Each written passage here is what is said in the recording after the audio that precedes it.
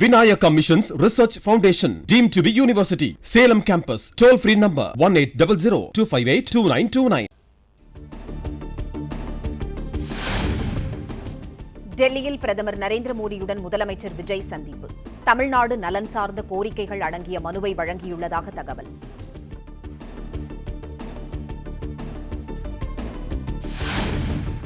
பிரதமர் மோடிக்கு ஷால்வை அணிவித்து பூங்கொத்து வழங்கினார் முதலமைச்சர் விஜய். 10 நிமிடங்களில் சந்திப்பு நிறைவுற்றதாக தகவல்.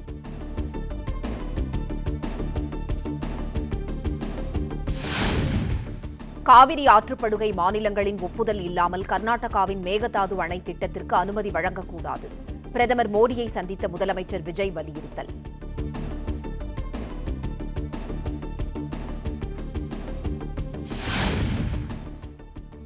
அரசு நிகழ்ச்சிகளின் தொடக்கத்தில் மாநில வாழ்த்து பாடலை பாட உள்துறை அமைச்சகத்தால் உரிய தெளிவுரையினை வழங்க வேண்டும்.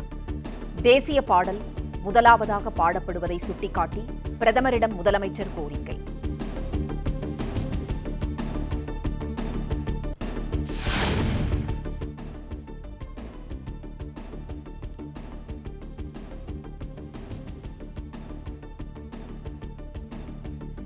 தேசிய பாடல் பாடுவது தொடர்பான உள்துறை அமைச்சகத்தின் ஆணை குறிப்பிட்ட சில அரசு விழாக்களில் மாற்றப்பட்டுள்ளது.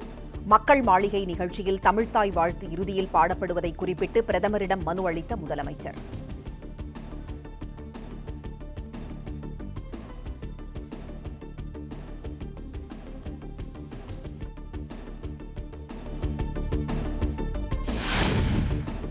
இலங்கை சிறையில் உள்ள 58 மீனவர்கள் பறிமுதல் செய்யப்பட்ட 266 படகுகளை விடுவிக்க உரிய நடவடிக்கை எடுக்க வேண்டும்.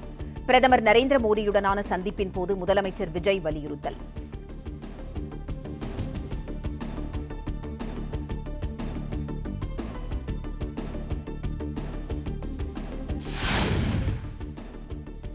டெல்லியில் மத்திய நிதியமைச்சர் நிர்மலா சீதாராமனை சந்தித்தார் முதலமைச்சர் விஜய்.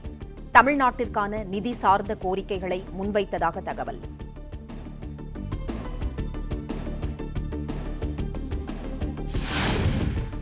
துறைமுகங்கள், நெடுஞ்சாலைகள், ரயில்வே திட்டங்களுக்கு நிதி ஒதுக்கீடு செய்ய நிதியமைச்சர் நிர்மலா சீதாராமனிடம் முதலமைச்சர் விஜய் வலியுறுத்தல். தொழில் வழித்தடங்களுக்கும் முன்னுரிமை அளித்து நிதி ஒதுக்கீடு செய்திட கோரிக்கை.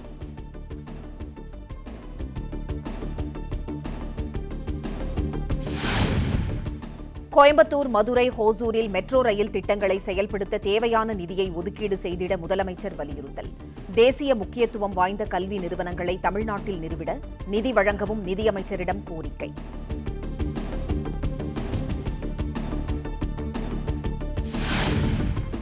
சிங்கப்பெண்கள் சிறப்பு அதிரடிப்படை காவலர்களுக்காக பிரத்யேக சீருடை. வெளிநாடுகளில் காவல்துறையினர் அணிவதை போன்ற உடை தயாராகிறது.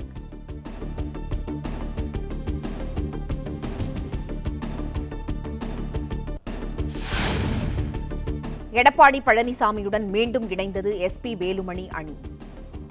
சட்டமன்ற தேர்தல் முடிவுகளுக்கு பிறகு தனியாக செயல்பட்டு வந்த நிலையில் ஒன்று சேர்த்தனர்.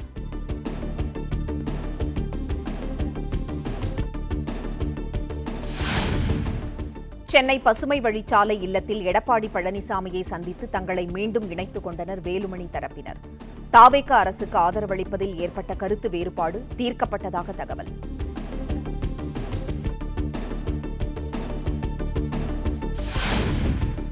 வேலுமணி தரப்பில் 15 எம்எல்ஏக்கள் இருந்த நிலையில் 14 பேர் இபிஎஸ் உடன் இணைந்தனர். முன்னாள் அமைச்சர் சி.வி. சண்முகம் மட்டும் இபிஎஸ்ஐ சந்திக்க வரவில்லை.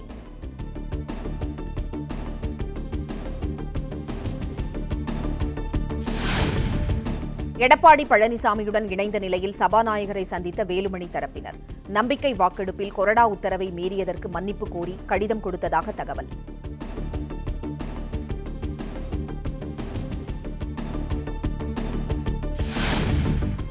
அதிமுகவினர் அளித்த மனுக்கள் மீதான முடிவு குறித்து வியாழக்கிழமை அறிவிக்கப்படும். சபாநாயகர் ஜே.சி.டி. பிரபாகர் பேட்டி.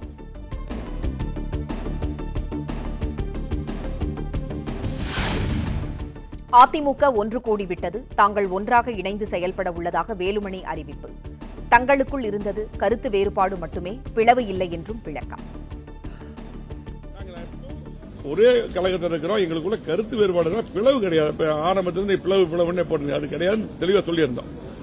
ஆகவே அந்த கருத்து வேறுபாடு நீங்கிவிட்டது. நீங்கள் ஒற்றுமையாக அதிமுக வலுவோடு செயல்படும்.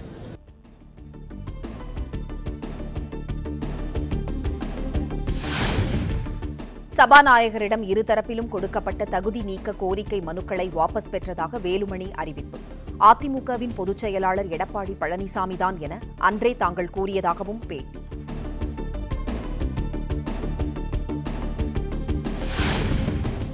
ஒருங்கிணைப்பு குழு பொதுக்குழுவை கூட்டுவது உள்ளிட்டவை தொடர்பான கோரிக்கைகளை பரிசீலிப்பதாக இபிஎஸ் கூறியதாக வேலுமணி தகவல்.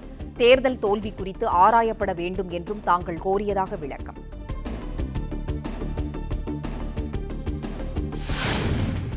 சி.வி. சண்முகமும் எங்கள் பக்கம்தான் உள்ளார்.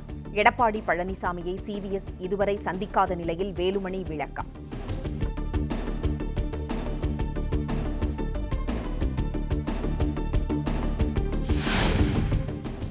சென்னை எம்ஆர்சி நகரில் உள்ள அலுவலகத்தில் சி.வி. சண்முகத்துடன் வேலுமணி சந்திப்பு. இபிஎஸ்ஐ சந்திக்க சிவிஎஸ் உடன்படவில்லை என கூறப்படும் நிலையில் நத்தம் விஸ்வநாதன், சி. விஜயபாஸ்கரும் சந்திப்பு.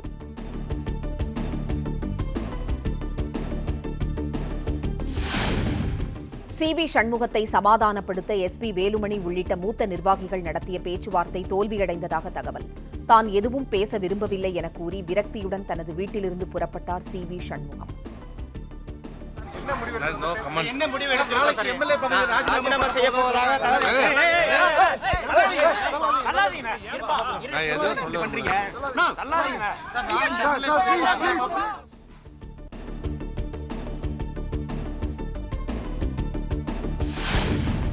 தமிழகத்தில் குதிரை பேரத்தை காங்கிரஸ் கட்சி ஒருபோதும் அனுமதிக்காது. சென்னையில் பேசிய செல்வ பெருந்தகை திட்டவட்டம். காங்கிரஸ் பேரியக்கம் ஒருபோதும் குதிரை பேரத்தை அனுமதிக்காது. அது மோடிக்கும் என்ன அளவுகோலோ அந்த அளவுகோல் தான் எல்லாருக்கும். நாங்க கடுமையா அருணாச்சல பிரதேசத்துல, கர்நாடகால, மகாராஷ்டிரால குதிரை பேரத்தை காங்கிரஸ் கமிட்டி வன்மையாக கண்டித்தது, எதிர்த்திருக்கிறது. அதே அளவுகோல் தான் எல்லா மாநிலத்திற்கும்.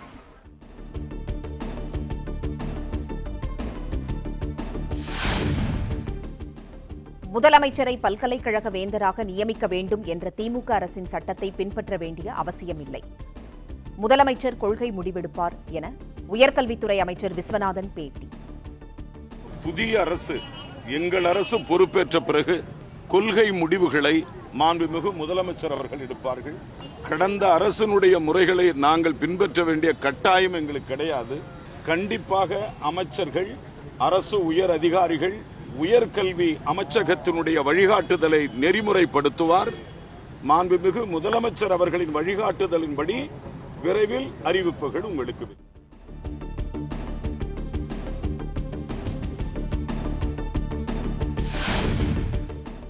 பல்கலைக்கழகங்களின் வேந்தராக முதலமைச்சரே இருக்கலாம் என்ற ஆணையை பின்பற்ற வேண்டியதில்லை என அமைச்சர் விஸ்வநாதன் கருத்து. தமிழ்நாடு போராடி பெற்றதை கைவிடுவது மட்டுமல்லாமல் உச்சநீதிமன்றத்தின் தீர்ப்பையும் அமைச்சர் அவமதிப்பதாக விசிக எம்பி ரவிக்குமார் காட்டம்.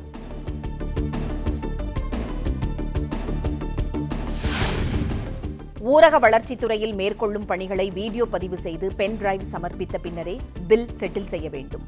கிராமப்புற பணிகளை தரமாகவும் தாமதமின்றி முடிக்கவும் அதிகாரிகளுக்கு அமைச்சர் ஆனந்த் உத்தரவு.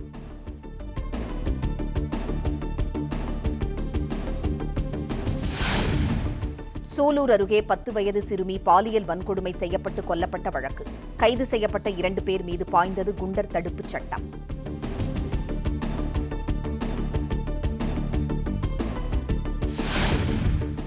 விலை குறைந்தபோது 20 கோடி முட்டைகளை வாங்கி ஒப்பந்ததாரர்கள் குளிர்சாதன கிடங்குகளில் சேமித்துள்ளதாக அண்ணாமலை குற்றச்சாட்டு. மதிய உணவு திட்டத்தில் மாணவர்களுக்கு கெட்டுப்போன முட்டைகளை வழங்க ஒருபோதும் இடமளிக்கக்கூடாது என தாவேகா அரசுக்கு வலியுறுத்தல்.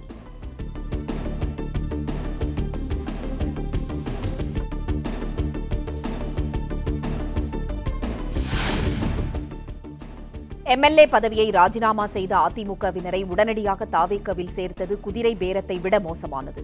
பதவி ஆசை காட்டி எதிர்க்கட்சி எம்எல்ஏக்களை ராஜினாமா செய்ய வைப்பது ஜனநாயக படுகொலை என்று அன்புமணி ராமதாஸ் காட்டம். அதுவும் எதிர்க்கட்சி 4 சட்டமன்ற உறுப்பினர்களை எந்த காரணமின்றி திடீரென்று வெற்றி பெற்ற 20 நாட்களில் ராஜினாமா செய்து அடுத்த 10 நிமிடத்தில் ஆளும் கட்சி தாவேகாவில் இணைத்துக் கொள்வது இது ஜனநாயக படுகொலை மட்டுமில்லை, ஒரு மோசடி. இது நேர்மையான முறையிலே ஆட்சி செய்வது கிடையாது. இது குதிரை பேரத்தை விட மோசமானது. தமிழ்நாடு இது போன்ற ஒரு சூழலை பார்த்தது கிடையாது.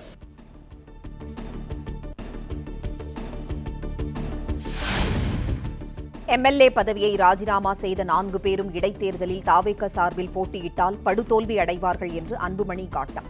அனைத்து எதிர்க்கட்சிகளும் இணைந்து பொது வேட்பாளரை நிறுத்தும் சூழல் உருவாகும் என்று எச்சரிக்கை. எந்த காரணமும் கிடையாது.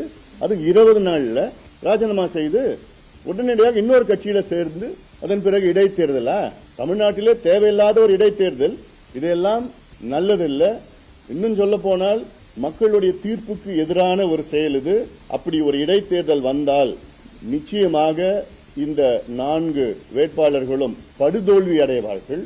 இன்னும் சொல்ல போனால் ஒரு சூழல் வரும். இந்த இடைத்தேர்தலில் ஆளுங்கட்சிக்கு எதிராக அத்துணை எதிர்க்கட்சிகளும் ஒன்று சேர்ந்து ஒரு பொது வேட்பாளரை கூட நாங்கள் அறிவிப்போம்.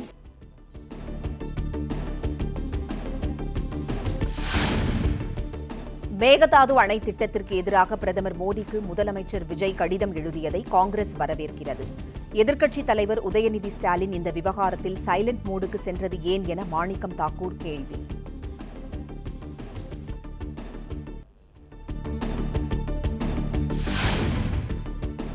திருச்சியில் தேங்கி கிடக்கும் 7 லட்சம் மெட்ரிக் டன் குப்பைகளை பாறை குழியில் கொட்டினால் யாருக்கும் எந்த பிரச்சனையும் வராது.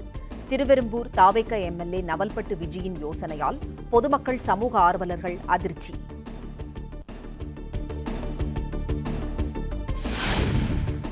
பெரம்பலூர் அருகே குன்னத்தில் திமுகவினர் விசிகவினர் இடையே செவ்வாயன்று நடந்த பயங்கர மோதல்.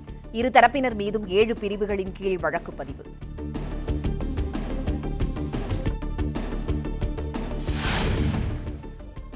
புதுக்கோட்டையில் யமஹா ஷோரூமின் கண்ணாடிகள், டெமோ வாகனங்களை கட்டையால் அடித்து உடைத்த நபர்.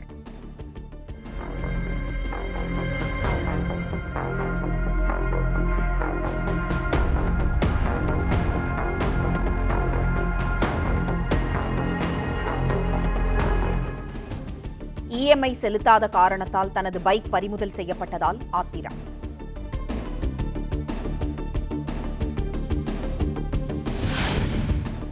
கட்டுமான நிறுவன உரிமையாளரை குண்டர் தடுப்புச் சட்டத்தின் கீழ் சிறையில் அடைத்ததை எதிர்த்த வழக்கில் லஞ்ச ஒழிப்புத்துறை இயக்குநர் அருண் உயர்நீதிமன்றத்தில் ஆஜர். நீதிமன்ற சம்மனை வழங்கச் சென்ற அதிகாரியை லஞ்ச ஒழிப்புத்துறை அலுவலகத்தில் 2 மணி நேரம் காக்க வைத்ததற்கு நீதிபதிகள் கண்டனம்.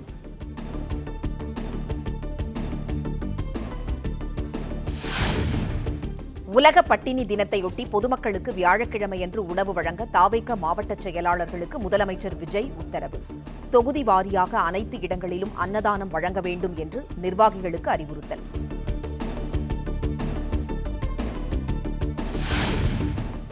பக்ரீத் பண்டிகையை முன்னிட்டு இஸ்லாமியர்களுக்கு முதலமைச்சர் விஜய் வாழ்த்து.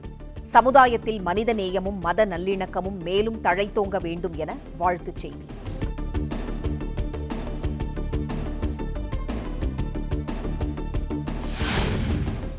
இஸ்லாமியர்களின் வாழ்வில் நலமும் வளமும் பெருகட்டும் என்று திமுக தலைவர் மு.க. ஸ்டாலின் பக்ரீத் வாழ்த்து.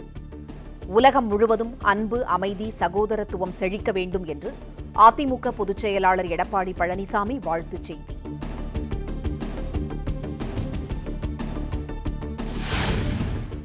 விழுப்புரம் மாவட்டம் வெங்கந்தூர் ஊராட்சி செயலாளர் முனியாண்டி சஸ்பெண்ட். அரசு பணியில் இருந்து கொண்டு திமுகவிற்காக தேர்தல் பணியில் ஈடுபட்டதாக எழுந்த புகாரில் மயிலம் வட்டார வளர்ச்சி அலுவலர் உத்தரவு.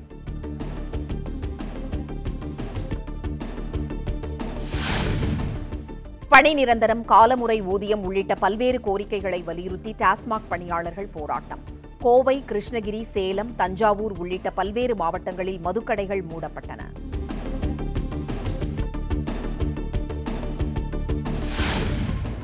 மயிலாடுதுறை அருகே டாஸ்மாக் மதுபான கடையில் கூடுதலாக பாட்டிலுக்கு 10 ரூபாய் வாங்கியதாக புகார். கடை மேற்பார்வையாளர், விற்பனையாளர் கைது செய்யப்பட்டு டாஸ்மாக் கடை மூடல்.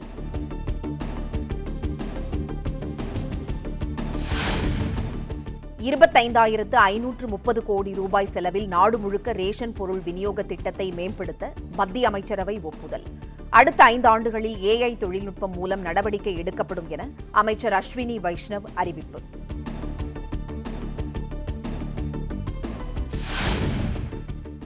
ரேஷன் பொருட்களை மாநிலத்திற்குள் கொண்டு செல்லும் போக்குவரத்திற்கு மத்திய அரசு உதவி. டெல்லியில் நடைபெற்ற அமைச்சரவை கூட்டத்திற்கு பின் மத்திய அமைச்சர் அஸ்வினி வைஷ்ணவ் தகவல்.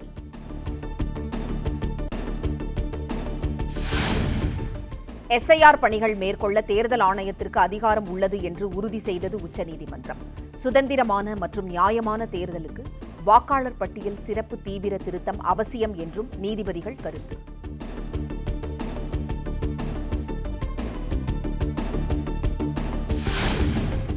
தேர்தல் ஆணையத்தின் சிறப்பு தீவிர வாக்காளர் பட்டியல் திருத்த முறை சட்டப்பூர்வமானதுதான் என உச்சநீதிமன்றம் தீர்ப்பு.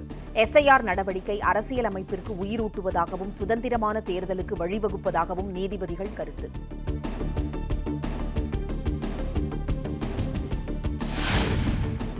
முதல் முறையாக நாட்டின் மின்சார தேவை 770 ஜிகாவாட் எனும் மாபெரும் அளவை எட்டியது. நாடு முழுவதும் கொளுத்தும் கோடை வெயில் காரணமாக AC பயன்பாடு அதிகரித்ததால் தேவை உயர்ந்தது.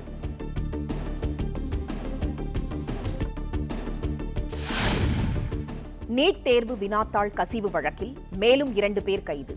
இதுவரை கைதானவர்களின் எண்ணிக்கை 13ஆக உயர்வு.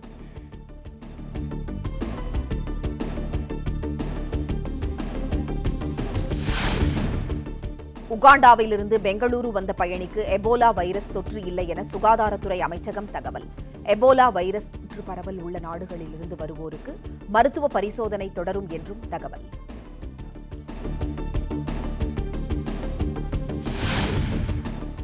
கேரள முன்னாள் முதலமைச்சர் பினராயி விஜயன் வீடுகளில் அமலாக்கத்துறையினர் சோதனை. திருவனந்தபுரம், கண்ணூரில் உள்ள வீடுகளில் காலை முதல் ரெய்டு.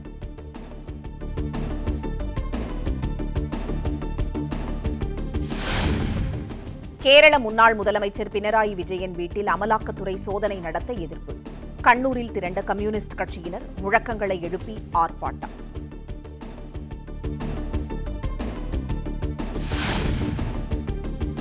கேரள முன்னாள் முதலமைச்சர் பினராயி விஜயன் வீட்டில் அமலாக்கத்துறை சோதனைக்கு மார்க்சிஸ்ட் கம்யூனிஸ்ட் தொண்டர்கள் எதிர்ப்பு.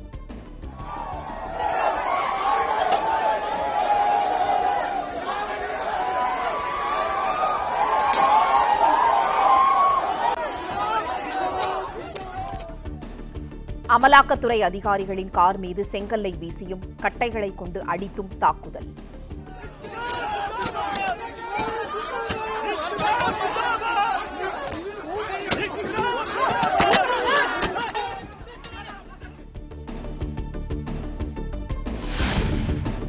கர்நாடகாவில் தனது ஆதரவாளர்கள் 4 பேரை துணை முதலமைச்சர்களாக நியமிக்க வேண்டும்.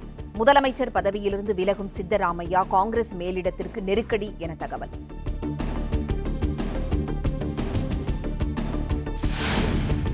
கர்நாடக முதலமைச்சர் பதவியிலிருந்து சித்தராமையா வியாழக்கிழமையே விலக உள்ளதாக தகவல். இந்த வார இறுதிக்குள் DK சிவக்குமார் புதிய முதலமைச்சராக பதவியேற்க வாய்ப்பு.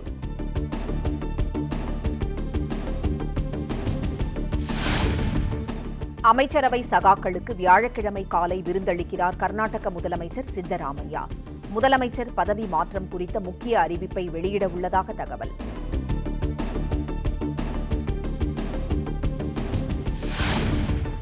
நாட்டின் பல்வேறு பகுதிகளில் வெப்பநிலை அதிகரித்து வருவதால் பொதுமக்கள் முன்னெச்சரிக்கை நடவடிக்கைகளை மேற்கொள்ள பிரதமர் மோடி அறிவுறுத்தல். நீர் சத்தை பராமரிக்க வேண்டும் என்றும் வெளியே செல்லும் போது தண்ணீரை உடன் வைத்திருங்கள் எனவும் வலியுறுத்தல்.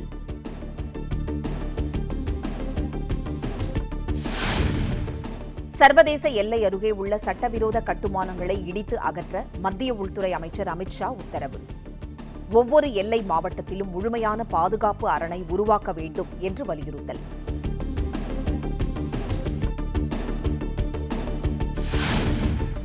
மேற்கு வங்கத்திலிருந்து ஏராளமானவர்கள் வங்கதேசத்திற்கு தப்பிச் செல்ல முயல்வதாக தகவல். சட்டவிரோதமாக ஊடுருவியவர்களை கண்டறிய முதலமைச்சர் சுவேந்து அதிகாரி எடுத்த நடவடிக்கை எதிரொலி.